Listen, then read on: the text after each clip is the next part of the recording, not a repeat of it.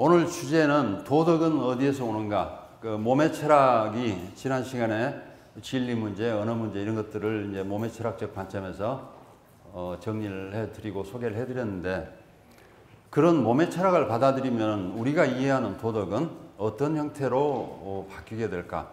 그래서 그 앞전 강의와 마찬가지로 오늘 강의도 이미 제 책에서는 그 상당히 상세하게 서술이 됐지만 강의 형태로는 처음으로 지금 나쁜 것의 윤리학을 소개를 해드리는 것 같습니다. 이 용어 자체에도 낯설 뿐만 아니라 기존 윤리학에서 이런 개념을 사용하지 않기 때문에 상당히 생소하실 수 있지만, 아마 제 기대로는 제 강의가 끝날 무렵이 되면 이 윤리학이 기존 윤리학과 반드시 상충해야 할 이유가 없는, 왜 이렇게 새롭게 보아야 할 이유가 있는지 이런 부분이 좀 설명이 됐으면 하는 기대를 갖고 있습니다. 주제 보시면 전통적인 윤리학을 제가 좋은 것의 윤리학으로 구획을 했습니다.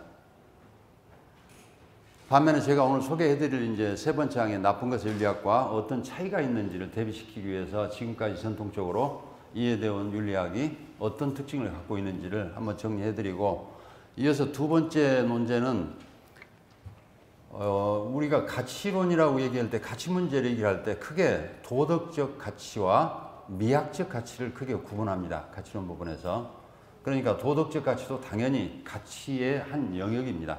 그래서 제 체험주의적 시각에서 이 가치를 어떻게 이해하고 있는지 이것을 간략하게 정리해드리고, 이 변화된 시각 안에서 나쁜 것의 윤리학은 어떤 위상을 갖고 있을지 설명을 해드리겠습니다. 그 다음에 이어서 이제 도덕적 가르기, 이 새로운 시각에서 볼 때 이런 윤리학적 개념을 받아들일 때 도덕적 가르기의 작용 방식을 간단히 몇 개 소개해드리고, 이어서 전체적으로 자연주의 윤리학, 고전적인 윤리학이 주로 사변적 윤리학 또는 초월적 윤리학이었다면 자연주의적 시각에서 보는 윤리학은 어떤 방식으로 그림이 그려질 것인지 개략적으로 소개해드리고, 여섯 번째 주제는 제 책에서 다룬 적이 없는, 아마도 오늘 오신 여러분들을 위해서 제가 정돈을 한 번은 해드려야겠다는 생각이 들어서 다소 평이해 보이는 주제인데, 이 삶의 의미란 문제를 지금 몸의 철학은 어떻게 인식하고 있을까, 이 부분을 소개해드리도록 하겠습니다.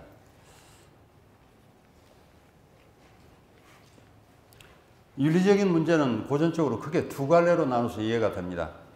대체로 좋은 것을 해야 한다라는 이런 당위가 있습니다. 해야 한답니다. 할 수도 있다가 아니고, 나쁜 것을 하지 않아야 한다라는 당위가 있습니다. 이것도 마찬가지로 하지 않을 수도 있다가 아니고 하지 않아야 한답니다.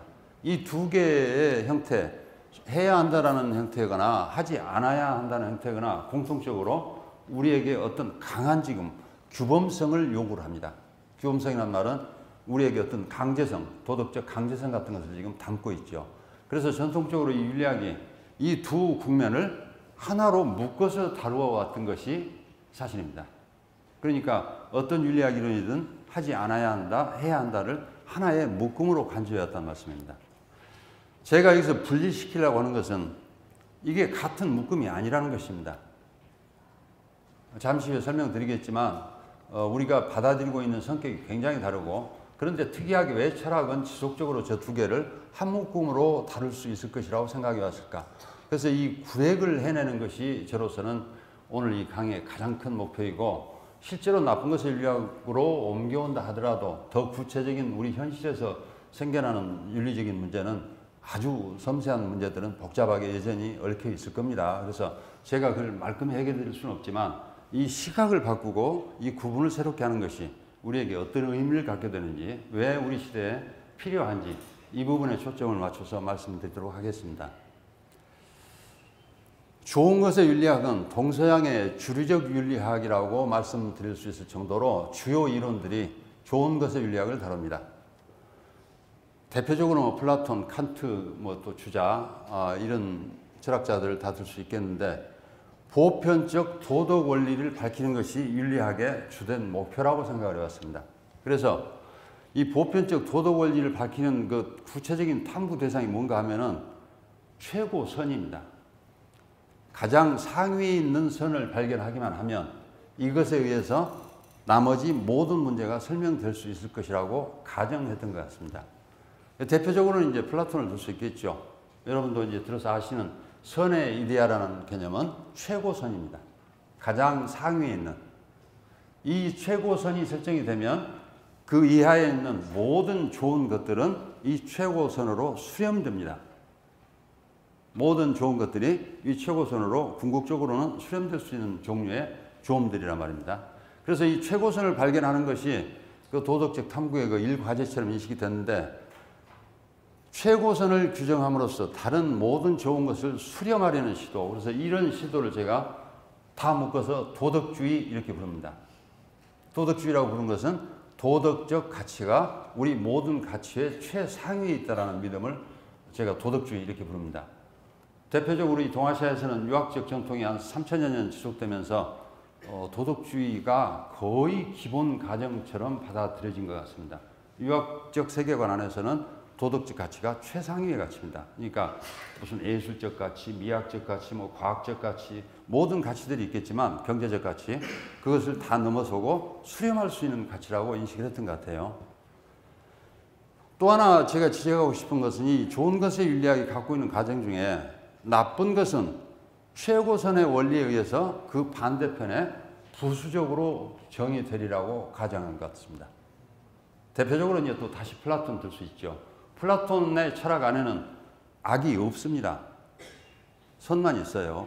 선이 점점점 부족해지면 그것을 세상 사람들이 악이라고 부르는 것이고, 플라톤 시스템 안에는 악이라는 범주 자체가 설정이 되어 있지 않습니다. 그러니까 존재성이 높은 것일수록 같이 선일 뿐이고, 존재성이 점점점 부족하면 우리가 악이라고 생각을 하는 겁니다. 그러니까 플라톤 지도에는 악이라는 범주 자체가 아예 존재하지도 않습니다. 그렇다면 전통적인 윤리학이 왜 선 부분에 그렇게 초점을 맞추고 있는지가 아마 이 시발점이 플라톤 때부터 그런 방식이 영향을 미치고 있을 것이라고 그렇게 추정해 볼 수 있죠. 또 하나 제가 이제 여기서 비켜서고 싶은 것은 우리 도덕적 문제를 설명하는데 초월적이거나 선험적 원리를 사용할 수밖에 없는 상황이 뭘까? 이 원리를 지금 추구하는 사람들은 기본적으로 우리 경험 세계 안에 여기에 준하는 원리를 찾을 수 없다는 걸 전제합니다. 만약에 현상계에서 그 원리를 찾을 수 있다면 이쪽에 의존해야 할 이유가 없죠. 그래서 지난 시간에 제가 자연주의적 입장을 선택하면서 이 부분에 오게 되면 적어도 경험적으로 더 이상 나갈 수 없는 어떤 지점이에요. 왜 여기에 호소하게 됐을까? 이 말은 우리 경험 세계 안에 이 사람들이 희망했던 것 같은 보편적 도덕 원리를 찾는다는 것이 현실적으로 어려우리라는 것을 알고 있었을 거란 말입니다. 자, 그러면 저 도덕 원리를 현상에서 찾을 수 없고, 초월주의자도 그렇게 생각을 했고, 또 우리 자신도 현상계에서 도덕 원리를 찾을 수 없다면 도덕은 포기되는 것일까? 제가 지금 오늘 말씀드린 것은 이 도덕 원리가 왜 도덕 이론에 필요합니까를 되물으려는 것입니다. 우리가 도덕 원리에서 우리 도덕적 삶을 선택합니까? 그렇지 않는 방식이 어떻게 열려 있는지를 설명해 드리려고 합니다.